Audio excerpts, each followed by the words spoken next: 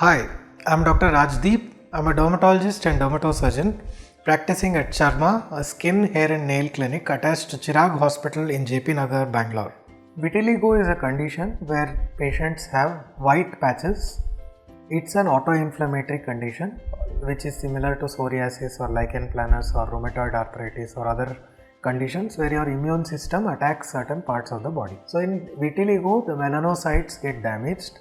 In the early stages, the melanocytes stop producing melanin, and with certain medications and phototherapy, they can be stimulated to produce melanin again. Whereas in certain other cases, the melanocytes completely have lost the ability to produce melanin. In these cases, we need to do grafting.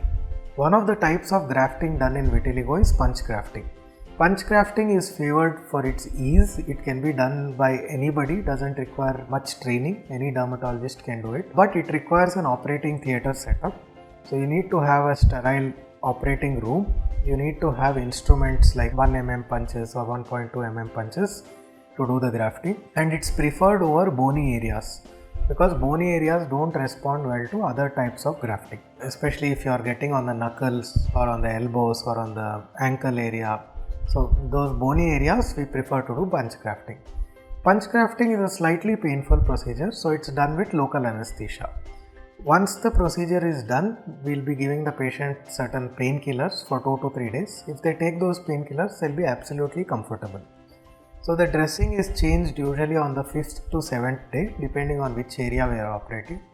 And once the punch sits into the skin completely, then we start doing treatment called phototherapy, where the pigment spreads from the area where we have put the punch, it spreads to the surrounding area. So it has a higher success rate than most other grafting procedures because it contains entire thickness of the skin.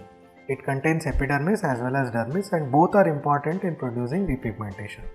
Most of the other grafting procedures have only epidermis or only melanocytes.